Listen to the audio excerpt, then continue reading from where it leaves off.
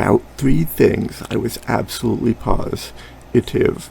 First, Edward was a vampire, second, there was a part of him, and I didn't know how potent that part might be that thirsted for my blood, and third, I was unconditionally and irrevocably in love with him. Wait a minute. No.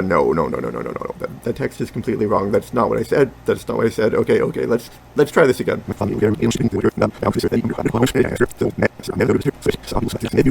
About three things I was absolutely positive. First, Edward was a vampire, second, there was a part of him, and I didn't know how potent that part might be that thirsted for my blood, and third, I was unconditionally and irrevocably in love with him.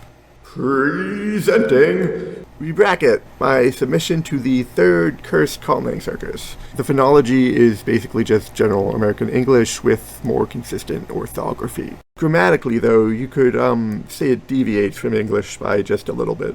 So, things like verbs and nouns and adjectives, they're boring and for cowards. In Ribrákyt, there are, broadly speaking, two parts of speech, actors and stagehands. The difference being actors always have roles and can inflect, whereas stagehands do not have roles and never inflect. So there are four roles an actor can have: inject, project, abject, or reject.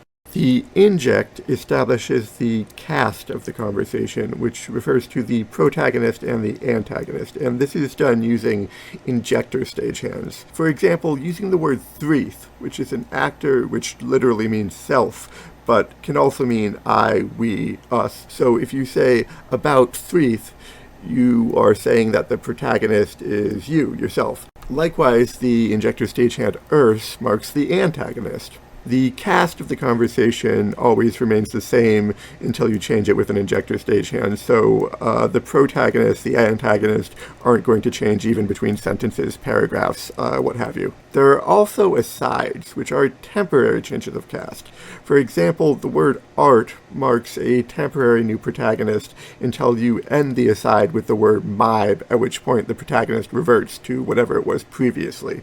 Likewise, you can do the same for antagonists using the injector stagehands ect and ing. Now, if you're having a conversation with someone, by default, your cast is going to remain the same regardless of what the other person is saying. However, you can use the injector stagehand so to assume the cast of the other person. The cast is both a grammatical and a semantic structure. For example, in a normal conversation, you would generally set yourself as the protagonist. However, in a more formal setting, you might set yourself as the antagonist as a sign of politeness. However, it doesn't necessarily mean protagonist good, antagonist bad. A more subtle example would be if you were accusing someone of something, you would probably actually set them as the protagonist to emphasize that they are the active party. The inject inflects only for number. In Ribrákyt, there are three grammatical numbers. Minimal for if there's less than three of something, in which case you put a T at the beginning of the word. Trial for exactly three, in which case there's no change because it's considered the neutral case, and maximal for if there's more than three, in which case you put a B at the beginning. So with our threeth example, threeth would be minimal, threeth would be trial, and threeth would be maximal. Also note that trial is used for mass nouns. For example, erwa means blood, and you would almost always put that in the trial number.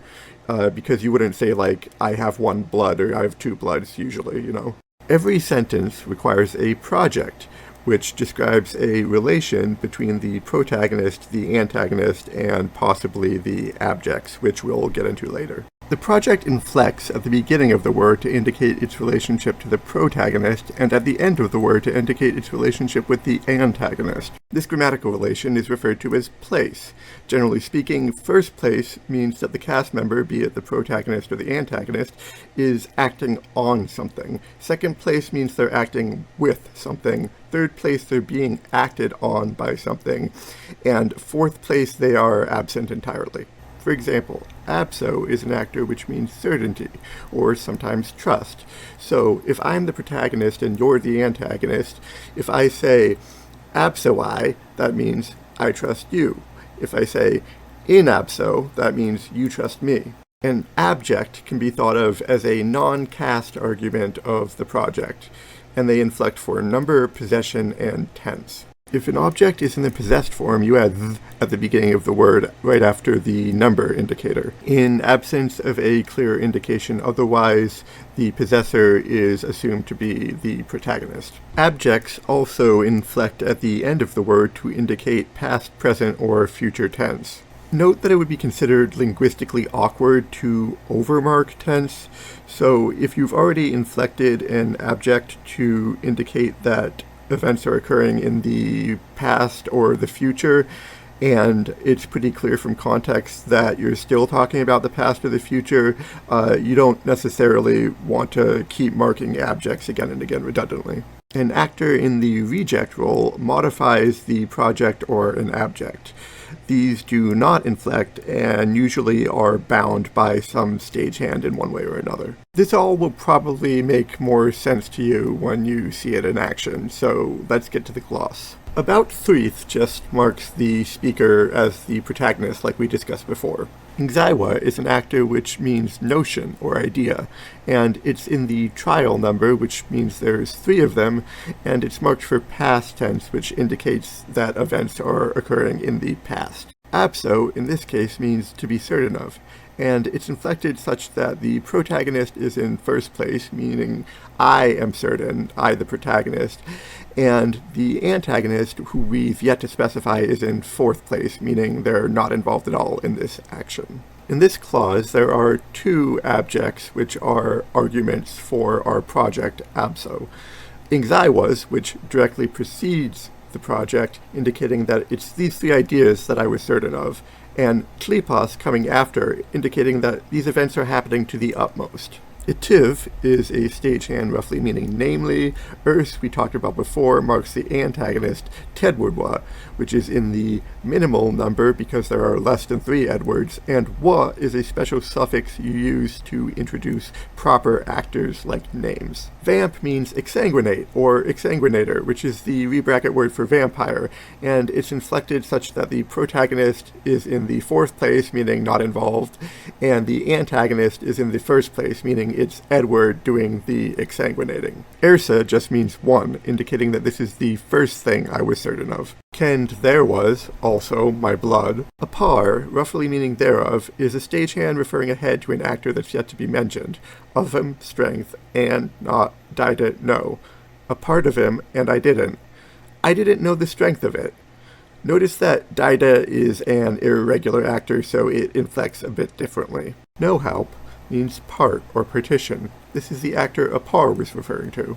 Art indicates the protagonist aside at the beginning, and might be, which roughly means aforementioned, is a stagehand referring back to no help. So the new protagonist temporarily is the part of Edward. That thirsta. This part was thirsting with Edward for the abject there was, my blood, in the past. Tfer is 2, and my ends the aside. Ludand, finally, third eye, I loved him, wasn't Kendish, without 3 abilities. N is a stagehand roughly meaning 2, and it's binding the next 3 actors into the reject role. Eliand, Erevik, in love with. Limit, reserve, revoke. Ludden, third eye, was unconditionally and irrevocably in love with them. Finally, the third thing I was certain of was that I loved him, without the ability to limit, reserve, or revoke it. So, that was a very general, cursory overview of Ribrákyt. For context, as a sort of additional personal aesthetic constraint I put on myself, I wanted it to be plausibly usable, and I also wanted the cursedness to feel like organic and come from the inherent structure of the grammar, if that makes any sense. I hope you all like it, and or I'm sorry.